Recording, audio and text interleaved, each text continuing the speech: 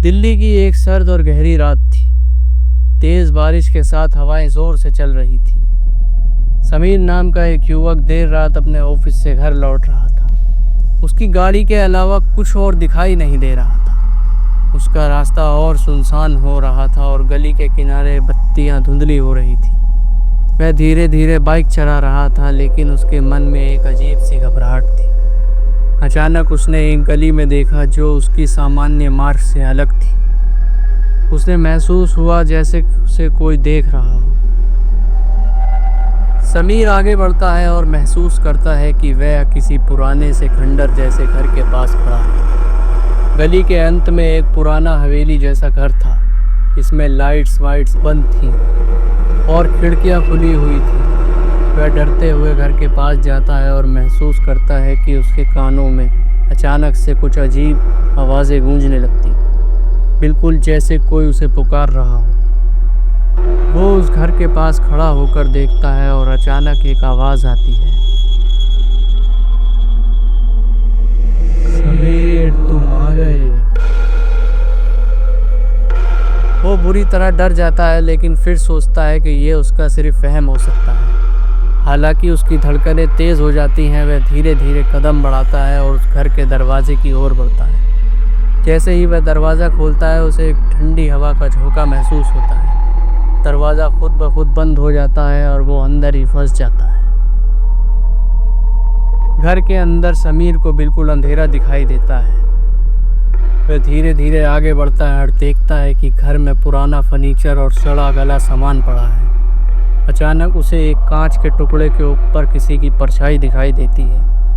वह डरते हुए उसे पीछे मुड़कर देखता है, लेकिन वहाँ कुछ नहीं होता। फिर उस कमरे के अंदर से एक फुसफुसाहट की आवाज़ आती है और समीर नाम पुकारा जाता है,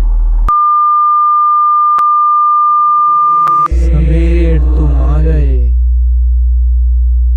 वो कांपते हुए कमरे की ओर बढ़ता है। जैसे ही वह कमरे में कदम रखता है, उसे अचानक से एक बड़ी सी झूली हुई चौकी दिखाई देती है और उस पर खड़ा कोई है। वह उस शख्स को देखता है, लेकिन अचानक वह शख्स गायब हो जाता है। समीर की आंखों में डर साफ दिखाई दे रहा था। वह अब फैसला करता है कि अब उसे इस घर से निकलना होगा, लेकिन घर का रास्ता अब बिल्कुल बदल चुका था। जैसे ही वह घर के बाहर निकलने की कोशिश करता, उसे लगता जैसे कोई उसे अंदर खींच रहा हो।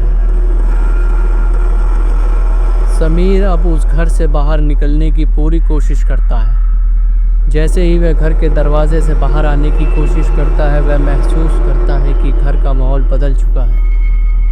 वह घबराया हुआ है क्योंकि घर अब उसे किसी और दुनिया में फंसा चुका है। बाहर बारिश जोरों से हो रही है, लेकिन घर के बाहर निकलना बहुत मुश्किल हो रहा है। अचानक तेज हवाओं की सुनाई देती है और उसे लगता है वह अकेला नहीं। वो अचानक से एक बड़े से आईने के सामने खड़ा हो जाता है। उस आईने में खुद को देखता है। तभी वह देखता है कि उसका चेहरा अब बदलने लगता है किसी और की शक्ल में। समीर पूरी तरह से घबराया हुआ है।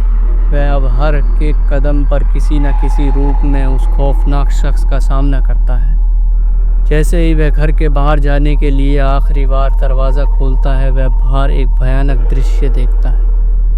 वह शख्स जो पहले आईने में था, अब उसके सामने खड़ा होता है।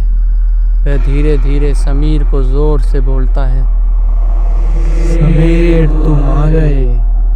समीर अब समझ चुका था ये सब कुछ वास्तविक था। वह डर के मारे चिल्लाता है, लेकिन उसकी आवाज़ अचानक थम जाती है। जैसे ही वह शख्स पास आता है, वह उसकी आंखों में देखता है और महसूस करता है कि वह शख्स उसकी ही परछाई है, जैसे वह हमेशा से पीछा कर रहा है। समीर किसी तरह घर से भागने में कामयाब हो जाता है। बाहर जोर की बारिश और अंधेरे उसे और भी डरावना महसूस होने लगता है। जैसे ही वह पीछे मुड़कर देखता है, वह शख्स अब भी वहीं खड़ा था, लेकिन उसकी परछाई अब गली के कोने में खड़ी थी। आखिरकार समीर घर पहुंचता है और सोने की कोशिश करता है, लेकिन उसे वह महसूस होता है कि वो जो आज कुछ देख रहा था, वह कभी ख़त्म होने वाला नहीं।